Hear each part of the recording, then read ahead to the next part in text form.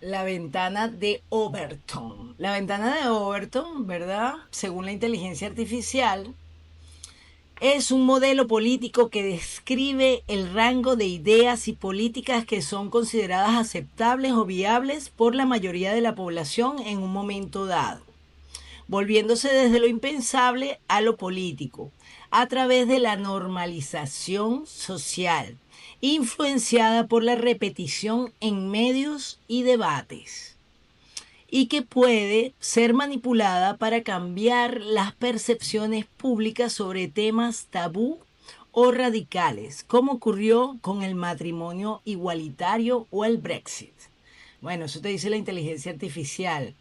También ha ocurrido la ventana de Overton, cómo ha ocurrido, temas tabú o radicales, cómo ha ocurrido con la deshumanización, con la psicopatización de la sociedad. Ustedes saben que yo hablo mucho de lo que es la psicopatización de la sociedad, o sea, no es casualidad, ¿verdad?, que existan tantos creadores de contenido que se dedican a develar las estrategias de los perversos narcisistas, de los psicópatas y de los manipuladores. Ahora, vean, imagínense esto o recuerden esto.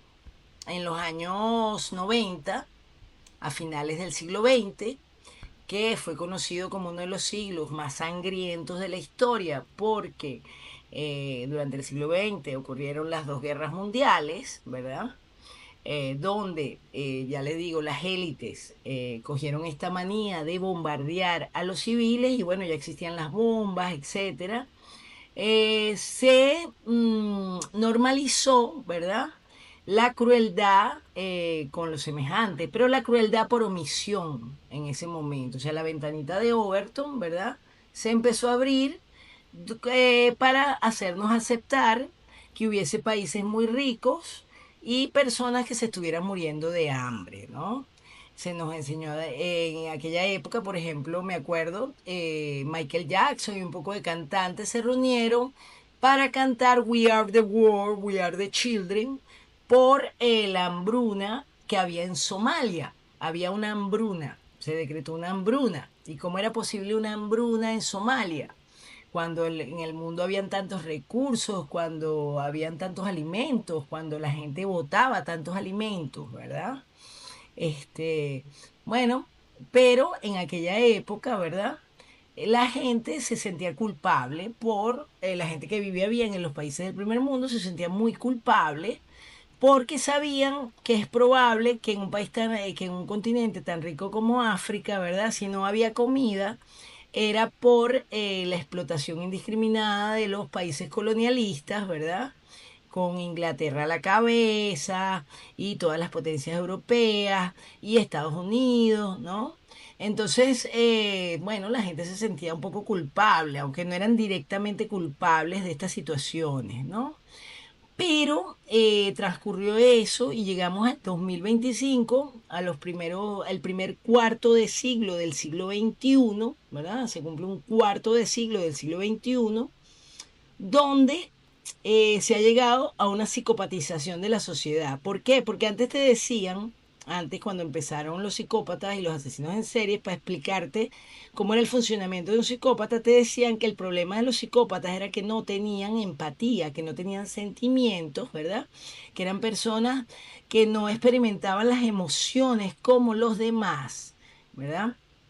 Y que por eso debían provocar en las otras personas sentimientos extremos como el dolor, como el sufrimiento extremo, para esas personas poder sentir una mínima emoción. Esa fue la primera explicación que te dieron de lo que eran los psicópatas, ¿verdad?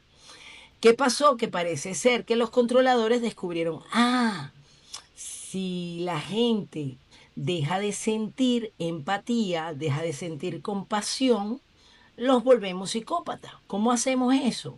Bueno, entonces empezaron a normalizar, ¿verdad?, la sangre, la violencia, la brutalidad, la muerte en las películas, en el cine, en todos estos lados. Me imagino que también les dio la idea ese experimento social que se hizo también en los años 90 donde generaron a una serie de personas, lo que se llamaban los problemas alimenticios, las chicas que sufrían de anorexia, ¿no? Entonces, ¿por qué esas chicas no quieren comer?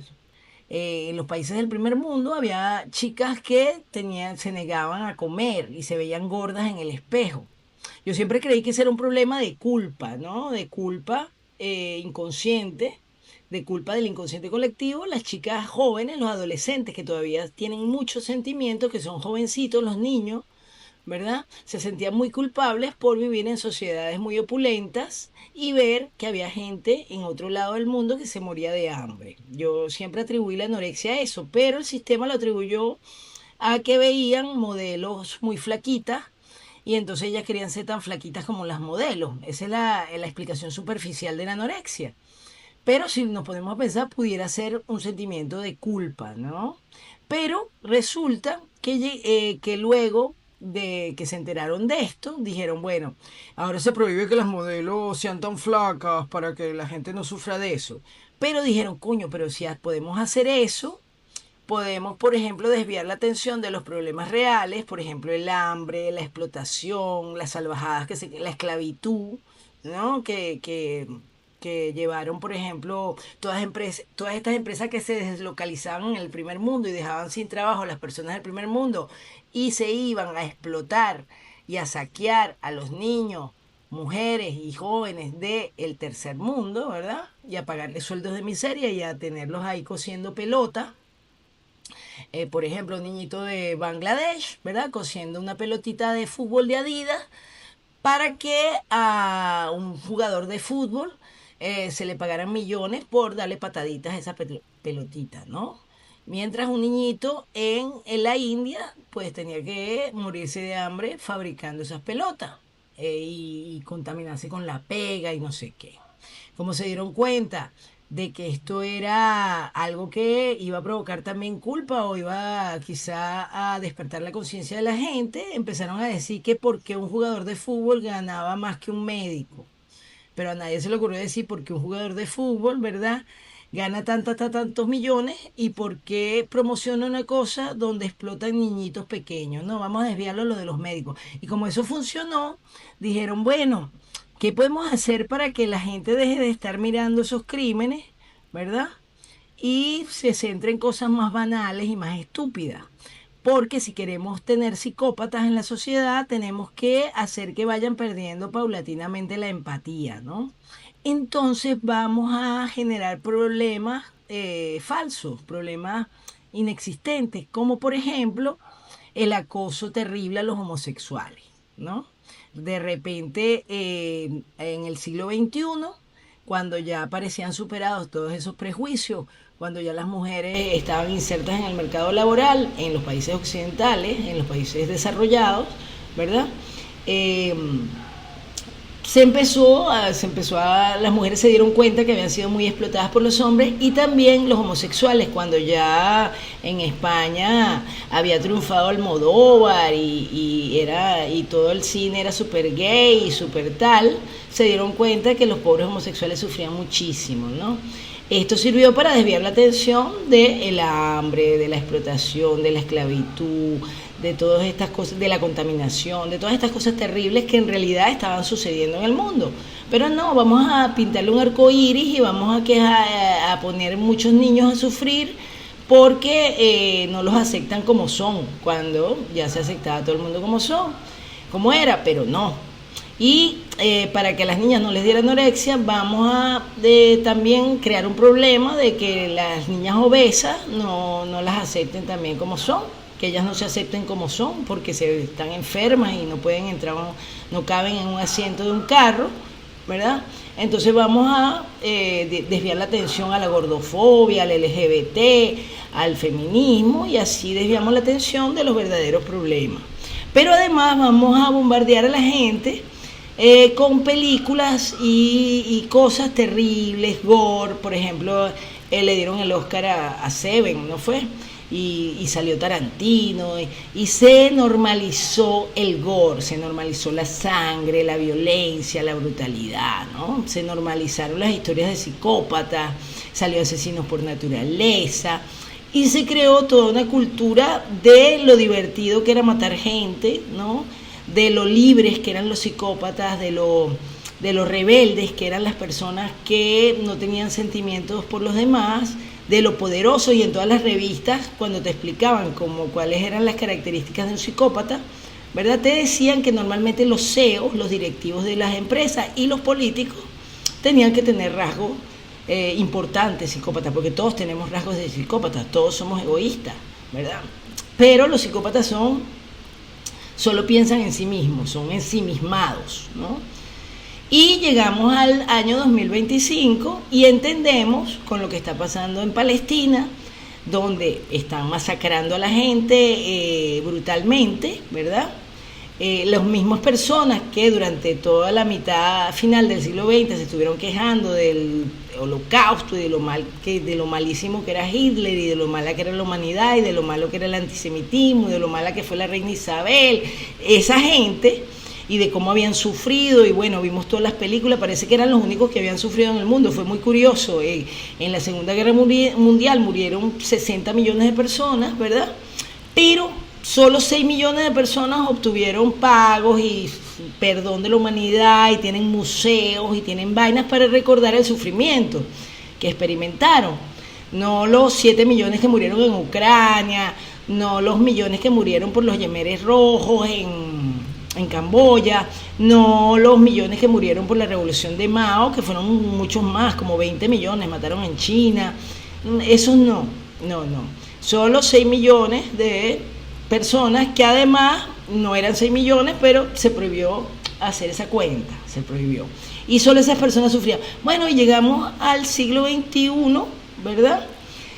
Y nada, resulta que ahora estas mismas personas deciden masacrar a toda una población y transmitirlo en vivo por todos los medios, manipulando la información porque quieren que lo veamos, porque si no quisieran, ya te digo, le envenenan el agua y hacen lo que llevan haciendo hace tiempo con toda la humanidad, le envenenan los alimentos, le envenenan, ¿les suena eso? Bueno, les envenenan todo, ¿verdad? Y los van matando lentamente como hacen con el resto del mundo.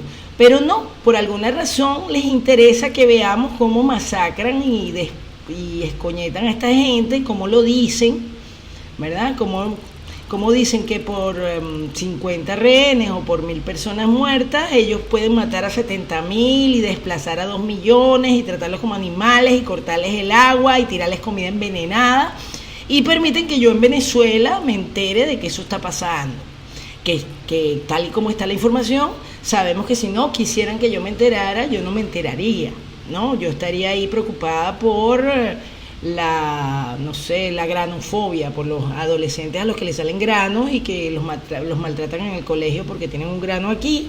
Entonces sería, bueno, si les interesara, ya habría una campaña internacional contra la granofobia y respeta los granos y respeta el acné de los chicos en el colegio.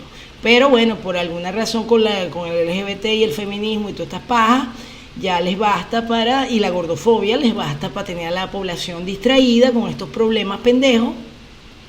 Y la transfobia, porque también esa es otra, ¿no? En aquella época cuando se descubrió lo de la transexualidad, cuando se empezó a abrir la ventana de Overton, era porque había gente que era hermafrodita y decían que era de un sexo, pero resultaba que era de otro, y por eso tal, y por eso se tenían que operar y vaina.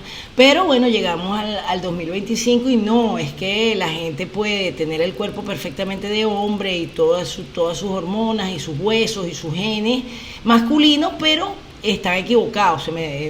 No existe el espíritu, pero por alguna razón son roles de género que te asigna la sociedad, pero por alguna razón a esa persona tiene el rol internalizado por dentro y tiene el cuerpo con el rol distinto. Empezaron a meter incoherencias, ¿no? Y llegamos a esta época donde vemos cómo están masacrando una población, cómo se burlan los ciudadanos de Israel, cómo salen riéndose y echando vaina de lo divertido que es masacrar. ¿Y cuántos bebés mataste hoy? Maté 10 bebés.